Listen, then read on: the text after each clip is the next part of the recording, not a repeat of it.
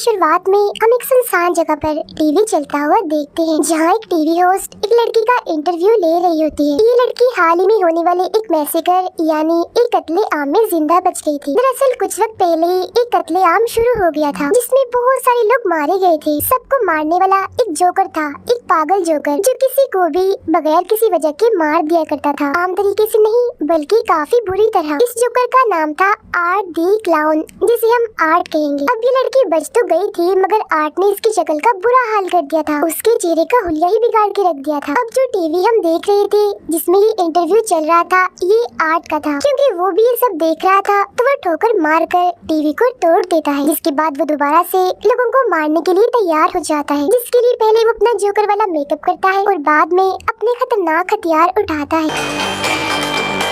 TV host interview के बाद अपने दोस्त से फोन पर बातें करने लगती है। वो बता रही थी कि जो लड़की आज आई थी वो बहुत ही बदसूरत थी। उसका ये कहना ही था, तभी उसे अपने पीछे हलचल होती हुई महसूस होती है। वो चेक करने जाती है, लेकिन वहाँ पर कोई नहीं था। फिर तभी अचानक से वो इंटरव्यू वाली लड़की आती है और उस होस्ट की आंखों में उंगलियां घुसाकर उसकी आंखें फोड़ देती है। फिर वो उसके चेहरे का हुलिया बिगाड़ कर उसे जान से मार डालती है। उसने ऐसा इसीलिए किया था क्योंकि उस जोकर यानी आर्ट ने जब से उस पर हमला किया था, तो वो बिल्कुल पागल हो गई थी। अब हम दो लड़कियों को देखते हैं जो एक दूसरे की काफी अच्छी दोस्त थी। इनमें एक लड़की का नाम तारा होता है। ये एक पार्टी से वापस लौट रही होती है और वो पार्टी थी हैलोवीन पार्टी। तो जाहिर है आज रात है हैलोवीन की रात। हैलोवीन दरअसल एक ऐसा त्योहार है जिसमें लोग अलग अलग तरह के कपड़े और मास्क लगा के फिरते हैं, और आर्ट भी हैलोवीन पर ही निकलता है एक के बाद एक शिकार करने के लिए। जब ये दोनों बातें कर रही थी, तो आर्ट भी इनके पास से गुजर रहा था, जिसकी नजर इन दोनों पर पड़ जाती है। उसे देख तारा की दोस्त उससे मजाक करने लगती है, मगर अगले ही पल वो गायब हो जाता है। वो अब एक पिज्जा की दुकान पर आती है, जहाँ आर्ट भी इनके पीछे पीछे आ जाता है। अंदर आते ही वो तारा को घूरने लगता है। ये चीज तारा को काफी अजीब लगती है, मगर उसकी दोस्त तो जाकर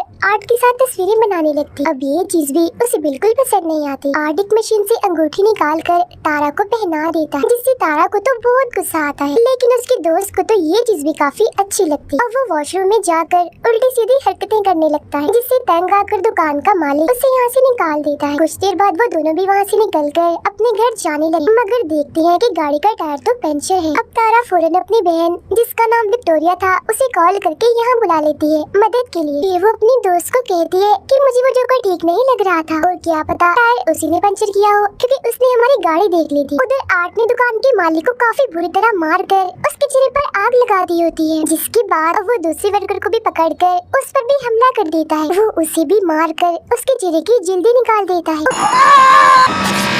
उधर तारा को वॉशरूम जाना था, मगर यहाँ आसपास कोई वॉशरूम नहीं था। तब उसकी नजर सामने एक बिल्डिंग पर पड़ती है, जहाँ से गार्ड बाहर आता है। तारा उसके पास जाकर यहाँ का वॉशरूम इस्तेमाल करने की इजाजत मांगती है, मगर वो इनकार कर देता है कि मैं यहाँ काम करता हूँ, तो मेरी नौकरी खतरे में पड़ सकती है। इस पर तारा कहती है कि इतनी रात हो गई है, किसी को क्या पता चलेगा कि आपका वॉशरूम इस्तेमाल हुआ है। अब थोड़ा और कहने पर वो मान जाता है और उसे अंदर ले आता है। वो उसे वॉशरूम के बाहर छोड़कर चला जाता है। गाड़ी में बैठी तारा की दोस्त को खबरों से पता चलता है कि पिज्जा शॉप की मालिक और एक वर्कर की मौत हो गई है, और उन्हें मारने वाला एक जोकर जैसा दिखने वाला आदमी है, जिसने अपने हाथ में एक बैग भी पकड़ा हुआ था। अब ये जानकर वो समझ जाती है कि ये काम उसी जोकर आर्ट का है। तभी गाड़ी में तारा आकर बैठ जाती है, और जब वो सब के बारे में उसे बताने के लिए तारा की तरफ देखती है, तो पता चलता है कि तारा नहीं बल्कि आर्ट है। तारा जब गाड़ी की तरफ वापस आ रही थी, तो उसे एक बच्चे की रोने की आवाज आती है।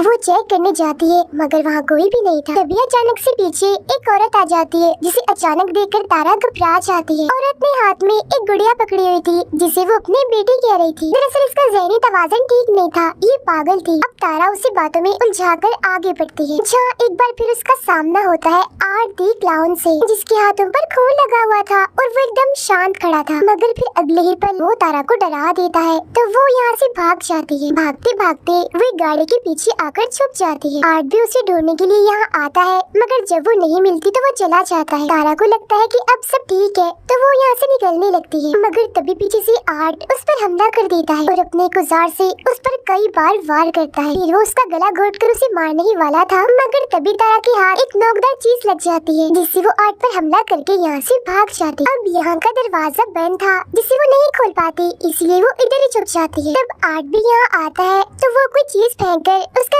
ध्यान भटकाती है और दूसरी तरफ भेज देती है। अब वो दोबारा से निकलने की कोशिश करती है तो देखती है कि आर्ट ने तो यहाँ का मेन दरवाजा भी बंद कर दिया है। वो सीढ़ियों के जरिए ऊपर आती है तो सामने एक जगह पर वो गार्ड को खड़ा हुआ पाती है। वो उसे काफी आवाजें लगाती है मगर वो नहीं सुनता क्योंकि उस वक्त वो गाने सुनने में मगन होता है।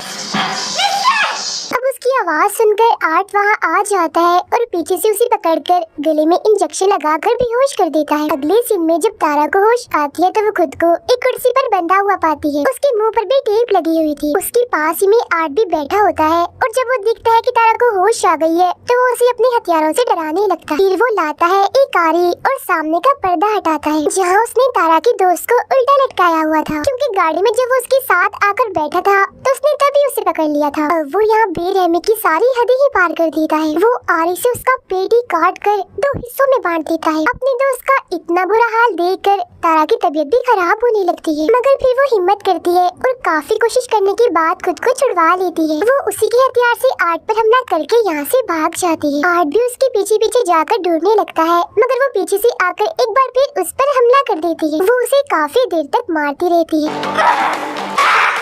अब जब गेम उल्टी पड़ रही थी यानी तारा उस पर भारी पड़ रही थी तो वो यहाँ पर बेईमानी करता है। वो हाथों से नहीं लड़ता, वो करता है गन का इस्तेमाल। वो गोली पहले उसकी टांग पर मारता है और बाद में उसके चेहरे पर, जिससे वो काफी जख्मी और अधमरी हो गई थी। अब गन में गोलियां खत्म हो गई थी, इसलिए जब वो गोलियां लेने जाता है तो यहाँ उसे तारा का मोबाइल मिलता है जिस पर तारा की बहन विक्टोरिया का मैसेज आया होता है कि मैं बिल्डिंग के बाहर आ गई हूँ। तब आर्ट तारा बन के मैसेज करता है और पीछे के दरवाजे से अंदर आने का कहता है। ऐसा करने के बाद वो तारा की दोस्त की लाश के साथ तस्वीर बनाता है और लाश की हालत का हम बड़ा ही बुरा हाल देखते हैं, पूरी चिरी हुई 2 हिस्सों में बटी हुई। अब वो जाता है तारा के पास और उस पर भी अंधाधुंध गोलियां चलाकर उसे मार डालता है। वो पागल औरत भी यहीं खड़ी हुई थी और उसे ऐसा करता हुआ देख रही थी। ये सब देखकर वो जाती है गार्ड के पास और उसे सारी सूरत-ए-हाल समझाने की कोशिश करती है, मगर वो उसकी बातों का यकीन नहीं करता। फिर वो नीचे जाकर किसी को फोन करने लगता है, मगर तभी यहाँ आर्ट आकर हथौड़ी से उस पर हमला कर देता है। पागल औरत देखती है कि उसका बच्चा जो वो गुड़िया थी वो गायब है, मगर अगले ही पल उसे आर्ट दिखता है जिसके हाथ में वो अपने बच्चे को देखती है। वो उसके पास जाकर पूछती है क्या तुम्हें जरा भी इंसानियत नहीं है, जरा भी ममता नहीं है, तुम्हें बच्चों पर भी रहम नहीं आता। ये कहकर वो आर्ट को अपने साथ लगा लेती है जैसे वो कोई बच्चा हो, और वो भी बिल्कुल ऐसी एक्टिंग करता है जैसे वो सचमुच का बच्चा ही हो।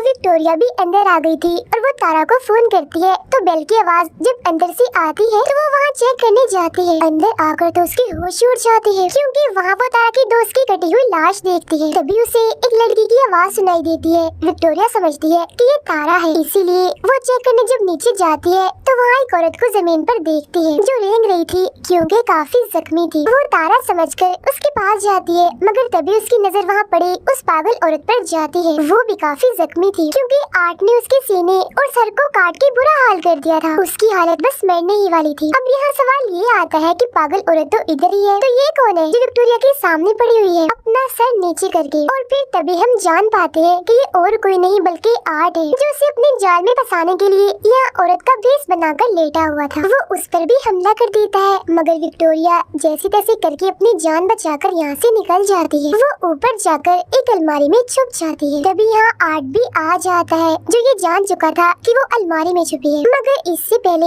वो विक्टोरिया के साथ कुछ करता उसे हॉर्न की आवाज आती है जिसे चेक करने के लिए वो यहाँ से निकल जाता है। बाहर दरअसल आया था उस गार्ड का साथी जिसे अंदर आना था। वो कारपेट हटाता है तो वहाँ चाबी पड़ी हुई थी। तब दरवाजा खोलकर वो अंदर आ जाता है। वहाँ उसे खून के निशान दिखते हैं जो जाहिर है काफी अजीब था, मगर इससे पहले वो कुछ समझ पाता आर्ट पीछे से आकर एक नोकदार चीज से उसके सर पर वार कर देता है। फिर वो उसका गला काट कर धड़ से ही अलग कर देता है।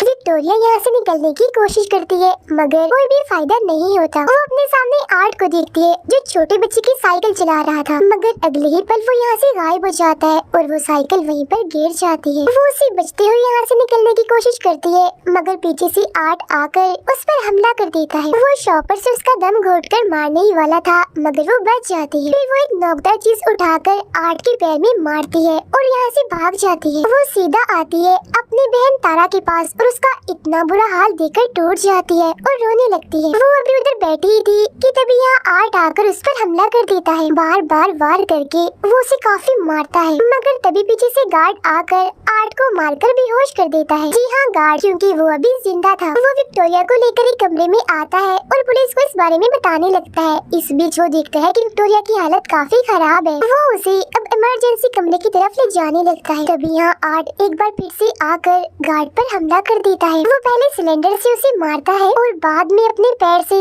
उसका चेहरा ही कुचल देता है। अब घबराहट के आलम में विक्टोरिया एक लोहे की पाइप से ताला तोड़ने की कोशिश करती है जो आर्ट ने यहाँ पर लगाए थे। ताला टूट तो जाता है, मगर इसका कोई फायदा नहीं था, क्योंकि आर्ट उसके काफी करीब आ गया था और फौरन ही उसे पकड़कर मारने लगता है। मगर तभी विक्टोरिया उसकी आंख में एक चीज घुसाकर यहाँ से भाग जाती है। वो भागकर एक गिराज में आती है, मगर आर्ट इधर भी पहुँच जाता है, लेकिन क्योंकि यहाँ ताला लगा हुआ था इसीलिए वो अंदर नहीं आ पाता।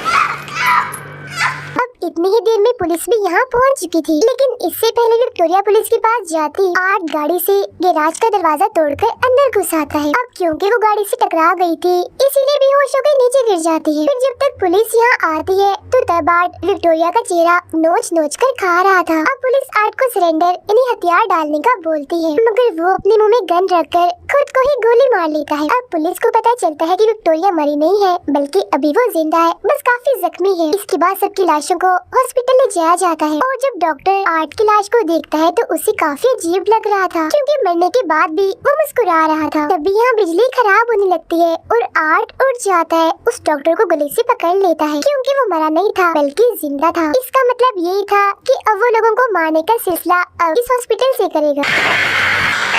अब कुछ वक्त गुजरता है और हम विक्टोरिया को देखते हैं जो आखिरकार आर्ट का शिकार होने से बच गई। कल उसे इंटरव्यू के लिए भी जाना है। फौरन बाद हम उसका चेहरा देखते हैं जो काफी भयानक दिख रहा था, जो बिल्कुल वैसा दिख रहा था जैसा इंटरव्यू वाली लड़की का था। अब यहाँ ये राज खुलता है कि विक्टोरिया ही असल में वो लड़की है जो शुरुआत में इंटरव्यू दे रही थी, जिसके बारे में कहा था कि एक मैसे घर में बची है और एक जोकर ने ही सभी को मारा था। अब यहाँ सवाल ये उठता है कि आर्ट ने अपने सर पर गोली मारी थी मगर वो नहीं मरा, आखिर क्यों? क्योंकि दरअसल अभी तक जितने भी लोगों ने उसे मारने की कोशिश की उन सबको ही मौत के घाट उतरना पड़ा। अब यहाँ ये चीज क्लियर नहीं हुई कि क्या उसे मारा जा सकता है या नहीं। हो सकता है कि उसे मारा जा भी सकता हो। तो अब ये जानने के लिए हम आगे बढ़ते हैं, जहाँ हम आर्ट को उसी हॉस्पिटल में देखते हैं जब उसने डॉक्टर को पकड़ लिया था। वो डॉक्टर को मारकर काफी जख्मी कर देता है और लगातार उसके पीछे पड़ा हुआ था। डॉक्टर खून में लथपथ था और वो रेंगता हुआ बाहर आता है और पुलिस को कॉल कर देता है, मगर उस बेचारे की तो आवाज ही नहीं निकलती, क्योंकि आर्ट ने उसके गले पर वार किया था। उसे और दर्द देने के लिए वो उसकी आंख निकाल कर पहले उसके साथ खेलता है और बाद में उसे अपनी फूटी हुई आंख की जगह लगा लेता है। अब वो उसे और मारता है और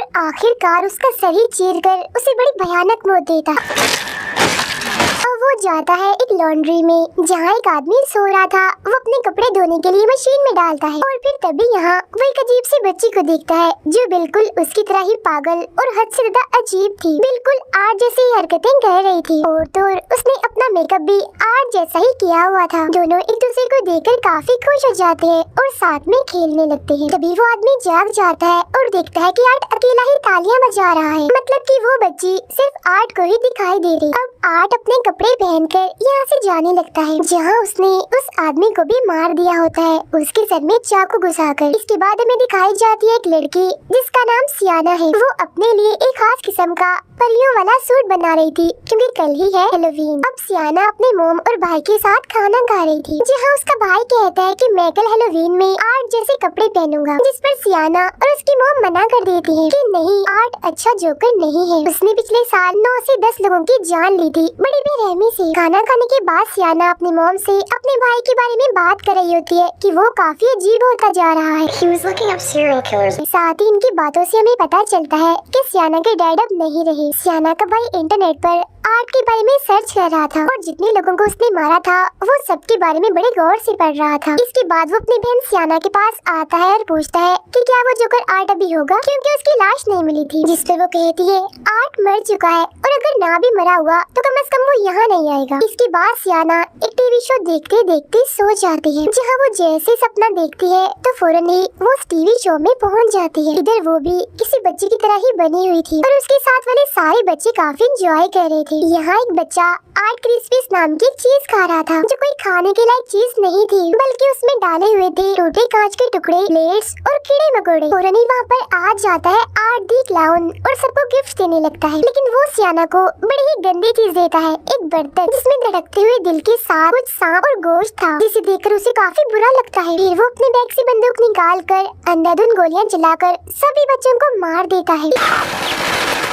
इस बीच सियाना भी जख्मी हो गई थी मगर जिंदा थी। वो आगे बढ़ती है तो आर्ट उस पर आग फेंकता है, तो वो एक बॉक्स में से तलवार निकाल कर आगे कर देती है, जिससे आग उसका कुछ बिगाड़ नहीं पाती। असल में ये तलवार काफी ताकतवर थी, जो सियाना को उसके डैड ने दी थी। अब इतना भयानक सपना देखकर वो डरते हुए अचानक से जाग जाती है और देखती है कि सच में उसके सामने वाले टेबल और टीवी पर आग लग चुकी है। तब उसकी मॉम जल्दी से यहाँ आकर आग बुझाती है। सब कुछ नॉर्मल होता है तो सियाना की मॉम उससे पूछती है कि तुमने जलती हुई मोमबत्तियाँ टेबल पर क्यों छोड़ी, जिससे वो कहती है मॉम मैंने तो मोमबत्तियों को जलाया तक नहीं था। सियाना अपने कमरे में जाकर उस तलवार को देखती है, जहाँ वो बिल्कुल ठीक पड़ी थी, उसे कुछ भी नहीं हुआ था। उधर आर्ट हैलोवीन की तैयारी कर रहा था, मतलब वो तेजदार हथियार बना रहा था मैसेकर करने के लिए। वो अजीब बच्ची जिसके साथ ही टीवी चलाती है और वही शो देखने लगती है जिसमें टीवी होस्ट विक्टोरिया का इंटरव्यू ले रही थी, जिसके बाद हमने देखा था कि आर्ट ने ठोकर मारकर टीवी तोड़ दिया था। तो यहाँ भी वो ऐसा ही करता है, क्योंकि ये वही सीन है। स्कूल में सियाना का भाई और उसके दोस्त एक मरे हुए चूहे को देख रहे थे, तभी यहाँ टीचर आती है और तीनों को डांट कर क्लास में जाने का कहती है। क्लास खत्म होने के बाद जब सियाना का भाई नीचे आता है तो वो अपने सामने पाता है आर्ट और उस अजीब बच्ची को, जो उस मरे हुए चूहे के साथ खेल रहे थे। उन्हें देखकर वो डरने लगता है, तभी उन दोनों की नजर भी उस पर पड़ जाती है, जो देख डरते हुए वो यहाँ से भागने लगता है। मगर रास्ते में ही एक टीचर उसे देख लेती है और वो उसे रोकने की कोशिश करती है, मगर वो नहीं रुकता। तब चेक करने के लिए वो टीचर जब अंदर जाती है तो जमीन पर मरे हुए चूहे को देखती है, जो देख उसे लगता है कि ये काम जरूर सियाना के भाई का ही है। सियाना को हम अपने दोस्तों से बातें करते हुए देखते हैं, जहाँ वो आर्ट की बातें कर रही थी, और ये भी कि उस भयानक दिखने वाली विक्टोरिया ने टीवी होस्ट की आंखें फोड़ दी। अब ये सारी बातें सुनकर सियाना को काफी अजीब सा महसूस होने लगता है और वो यहाँ से उठकर चली जाती है। उसकी दोस्तें भी उसके पास आकर पूछती है कि आखिर बात क्या है, तुम इतनी घबराई हुई क्यों हो। जो सुन सियाना उन्हें अपने सपने के बारे में बताती है, साथ ही वो काफी डरी हुई भी थी।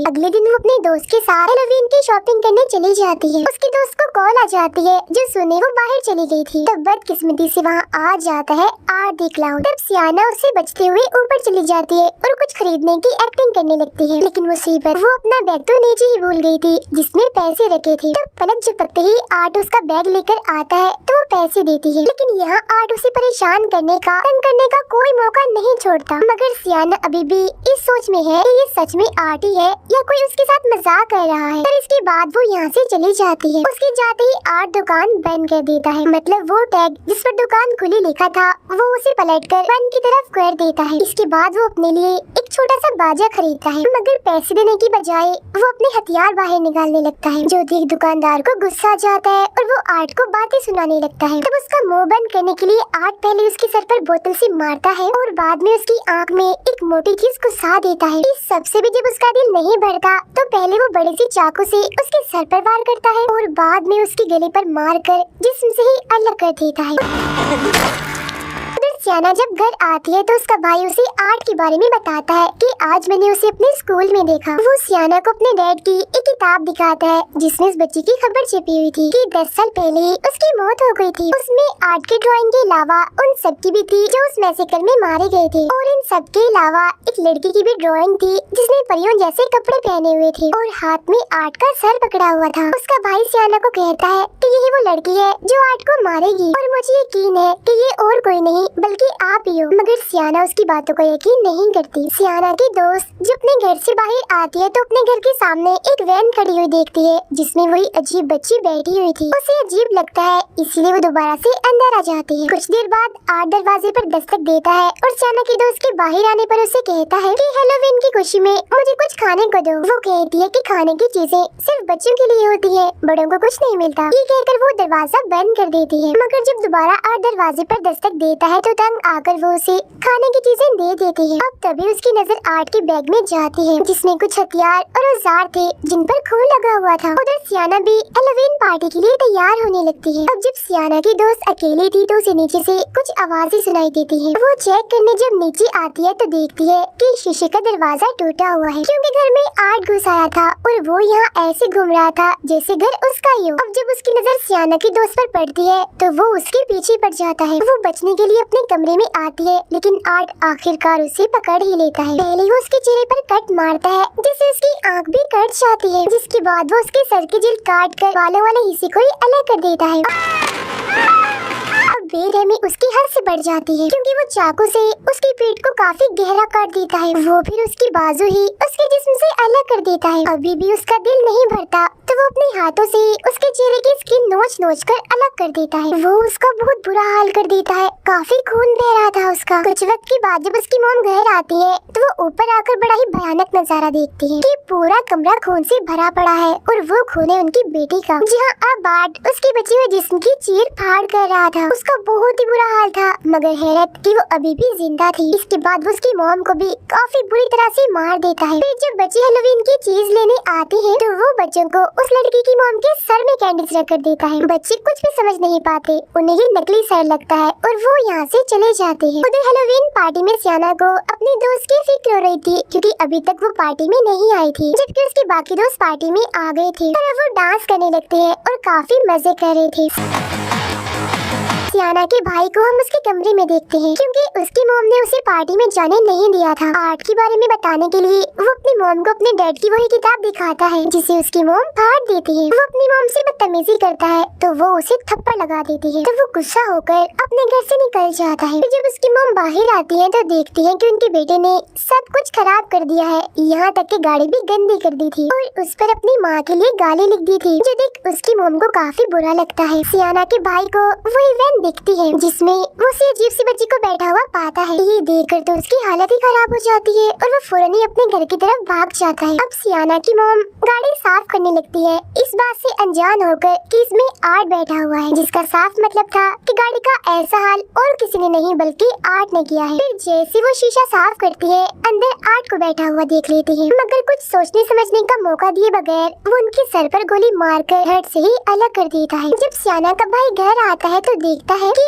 आर्ट ने उसकी मॉम की बड़ी बुरी हालत कर दी है, उनके चेहरे का हुलिया ही बिगाड़ दिया है। जिसके बाद आर्ट सियाना के भाई को भी पकड़कर बेहोश कर देता है और अपने साथ ले जाता है। पार्टी में डांस करते करते सियाना को वही अजीब बच्ची दिखती है जो उसे ही घूर रही थी, जो देख उसकी हालत खराब हो जाती है। वो काफी डर गई थी, इस वजह से सियाना के साथ साथ उसके दोस्तों को भी पार्टी छोड़कर यहाँ से जाना पड़ता है। सब नॉर्मल होने के बाद जब सियाना गाड़ी में बैठी थी तो उसके पास उसके भाई की कॉल आती है जो कहता है कि मैं एक पार्क में हूँ, मुझे तुम्हारी मदद चाहिए, तुम जल्दी से आ जाओ इधर। ये असल में और कोई नहीं बल्कि वही अजीब बच्ची थी क्योंकि सियाना का भाई तो बेहोश था और वो आर्ट के साथ ही थी। वो तो बस आवाज बदलकर सियाना से बात कर रही थी। कुछ वक्त के बाद वो लोग उस पार्क के पास पहुंच जाते हैं जहाँ सियाना अपने भाई को ढूंढने के लिए अंदर जाती है। तभी उसे अपने भाई का मैसेज आता है कि मैं टेरिफायर में फंस चुका हूँ, यानी एक भूत बंगले में। तब उसे ढूंढने के लिए सियाना अंदर जाती है। गाड़ी में सियाना का दोस्त किसी वजह से बाहर आता है मगर तभी आर्ट उसे चाकू घुसाकर मार देता है। फिर वो उसके दोस्त को भी पकड़कर अपने साथ ले जाने लगता है